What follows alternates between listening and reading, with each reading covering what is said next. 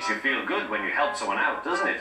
Over on the island of Sodor, the engines all say it makes you feel really useful. Well, you'll see what I mean.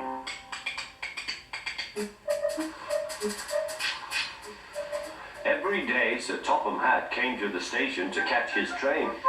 "Hello," he always said to Thomas. "Don't let the silly freight cars tease you. Remember, you have an important job as a special helper in the train yard."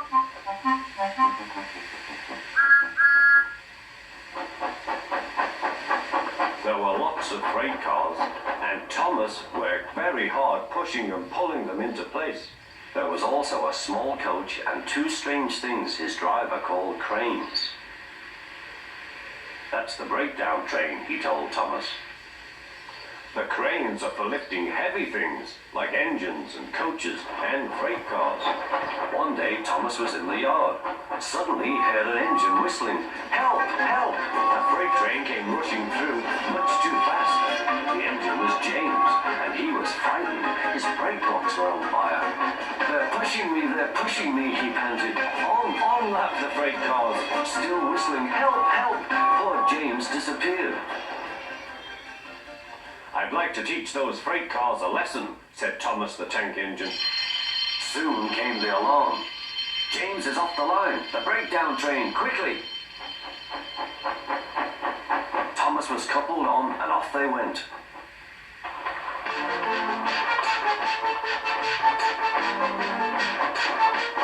Thomas worked his hardest. "Hurry, hurry, hurry," he puffed.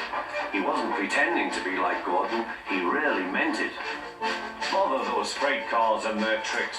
I hope poor James isn't hurt."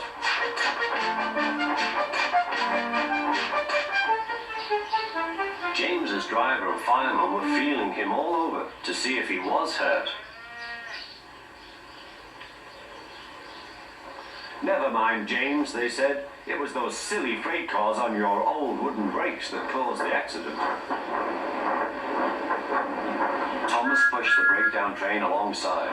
Then he pulled away the unhurt freight cars. Oh dear, they groaned. Serves you right, puffed Thomas. He was hard at work, puffing backwards and forwards all afternoon.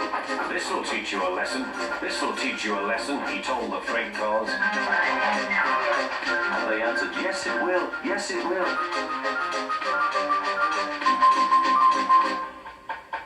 They left the broken cars, then with two cranes they put James back on the rails.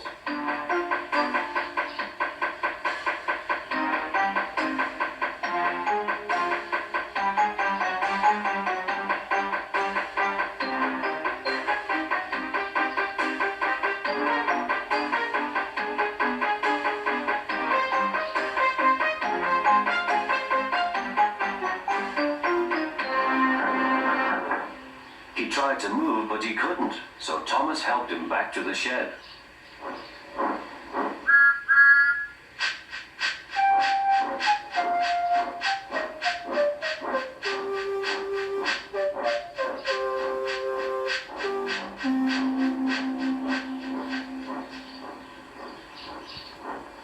Sir Topham Hatt was waiting anxiously for them.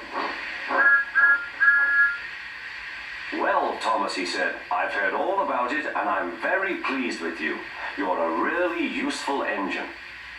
James shall have some proper brakes and a new coat of paint, and you shall have a branch line all to yourself." "Oh, thank you, sir," said Thomas. Now Thomas is as happy as can be. He has a branch line and two coaches called Annie and Clarabelle. He puffs proudly backwards and forwards with them all day.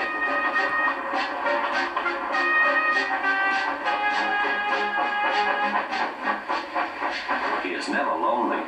Edward and Henry stop quite often and tell him the news. Gordon is always in a hurry, but never forgets to say poop poop, and Thomas always whistles peep peep in return.